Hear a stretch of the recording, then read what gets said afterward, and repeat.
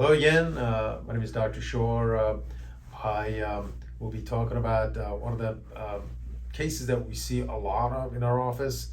That condition is called sciatica, and I know that's thrown around by many doctors. Just anytime somebody has pain shooting down their leg, they say you have sciatica. But then patients come to me and they ask me, I was told I have sciatica, but nobody explained to them what's causing this sciatica. Because what is sciatica? That's what I want to go over that with you today. What sciatica is and why we have those the pain shooting down the hip and down the back of your leg. But before we go there, I want to show you what sciatic nerve is about. Sciatic nerve is actually the longest nerve in our body. Sciatic nerve. That's a collection of 5 nerves. L4, L5, and if you can see this, L4, L5, S1, S2, and S3. That's 5 nerves. Collectively, they make one long nerve called sciatic nerve right here. As you can see, this gives you an idea. Sciatic nerve that runs the back of your hip, down the back of your leg, all the way down to your foot. And as I said again, it's the longest nerve in your body. Now, let's look at what happens when you have different condition. For example, if you have disc herniation, let's say if you have disc herniation in L4 or L5 nerve, what happens? Anytime you have any kind of compression or pressure on any of these nerves, then you get this shooting pain down the leg. So if there's, let's say there's compression on L5, okay? Then you get this shooting pain, or L4. You get pain shooting down the leg. What's causing that compression of the nerve L4, L5? That's where the importance of to learn why we have this. That's what I want you to focus on. So what are some of the conditions that may cause that compression? Disc herniation, of course, that's one. 2, second one is degenerative disc disease. Third one, facet syndrome, that's causing neuritis, that's causing agitation of the nerve. So now you have inflammation of the nerve that gives you that shooting pain. That's a third possibility. Fourth possibility is when you have the sciatic nerve coming down the back of your leg, because it goes right next to a muscle called piriformis. That's a small little muscle that allows your thigh to rotates your thigh outward. And so if that is a spasm, since this is passing by that muscle, the nerve sciatic is passing by that muscle so close, if there's any kind of muscle spasm, the belly of the muscle starts pressing on that nerve, so you get that shooting pain. So as you can see, I just named 4 different reasons that could be cause of sciatica. So a good doctor is one who does a lot of these different kind of tests, orthopedic tests, neurological tests, and then find out what's causing it. Why? Because the treatment for a spasm piriformis muscle, it's completely different than a treatment for facet syndrome, completely different than a disc herniation, completely different than a degenerative disc disease condition that's causing sciatica.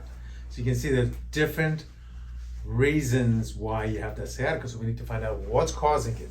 So unfortunately, I've heard from people that say, I went to my pain doctor, the pain management physician, which we work with many pain management physicians. But I've heard that some people say, well, I went there, he says, you have sciatica, I'm just going to stick the needle in you and put some medication that's pain medication combined with anti-inflammatory medication, which may give you temporary relief, but it may not do anything in the long run. So once I explained to you, for example, what we talked about before about the degenerative disc disease, which is the degeneration of the disc, I went over this in another video. So a normal disc, that's how it looks like. Degenerative disc, you have a disc that degenerates because it dehydrated over weeks and months of not getting proper motion, which I can briefly go over why and how the disc gets its nutrient and its water, which gets it from the surrounding tissue by a process called imbibition. What that is, it's a process by which liquid is moved from a high pressure to low pressure. A good example is a sponge, for example. Take a sponge, squeeze it, put it in any liquid. What happens is you let it go, sucks in the juice, water, oil from the surrounding into the disc, into the sponge. So I want you to think of a disc as a sponge. So anytime you move from side to side, you traction the nerve, the back, and then traction the disc, sucks in some of the juice from the surrounding tissue, and so it keeps hydrated. Of course, it gets some of its nutrient from the end plates of the vertebrae above and below, but a lot of it gets from the surrounding tissue. So when there is lack of motion in the disc, so when you're sitting for a long period of time, let's say if you're a driver, or if you are a finance manager at a auto dealership, or if you are a trial attorney who sits for hours and hours on the computer, or you're data entry, those kind of jobs, because you're sitting, there's not much motion in the disc, so you develop what is called degenerative disc disease. Later on, you get those shooting pain down the leg because you have that. Again, we're talking about sciatica. One of the reasons sciatica could be is degenerative disc disease. So once the disc is dehydrated, weeks, months, and years go by, gets degenerated, gets brittle, easily breaks, and because it's degenerated, dehydrated, the height is lower. So gets lower, the height is lower. So what happens? This hole that a nerve comes out, that gets smaller. You get irritation of the nerve. So you get that sciatica condition. So I ask you, if I stick a needle in there, introduce some medication that reduces the inflammation of the nerve, yes, it's going to give you relief because you're reducing the inflammation of the nerve. However, if you don't take care of the issue here, this irritation is going to come back. Does that make sense? Now, in some conditions, if it's a let's say acute disc herniation, let's say if you have disc herniation, for example, like this gives you an indication. That's the case, but sometimes injection does work. However, there are better ways, more conservative care without any medication introduced to your body that we could fix. Now, the other condition we talked about, facet syndrome. Facet syndromes are facets. Those are, we have them in our neck and also in our low back. And so this is the spine of a human being. So these are facets, okay? This allows you to glide back and forth. However, it protects your back from breaking your back. So it protects it from twisting your back completely. Now, those facets, if they're inflamed, if they're degenerated, they cause irritation of the nerve. Again, you get neuritis, that you get this shooting pain down the leg.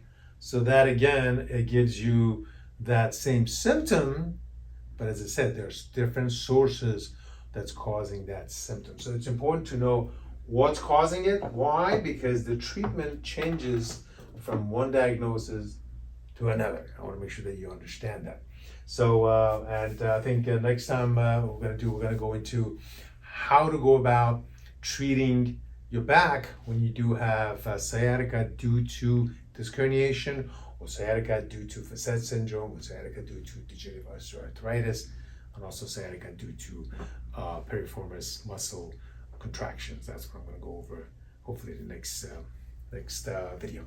So best way to find us, our name of our practice is called Shoar Chiropractic and Acupuncture Medicine. You can find us on Google and Yelp. And we only have one office in Oxnard, corner of Rose and Gonzalez, and where we see any type of conditions that are, neuromuscular condition of the spine, of the extremities. We see the patients here in our office. Our phone number is 604-1616. Again, 604-1616. We are bilingual, and in Spanish we say 604-1616. I want to make sure you understand, we do accept basically all health insurances. We're also a doctor for Veteran Administration, VA. We do accept Tri-West. And veteran in my office, they absolutely get the red carpet. We do so much for our veterans, and we're so involved in veteran the aspect of their life, how they can improve their life, how they can become more mobile, so you don't have to take more, they can take less medication and be able to function better, become better productive. member of the society.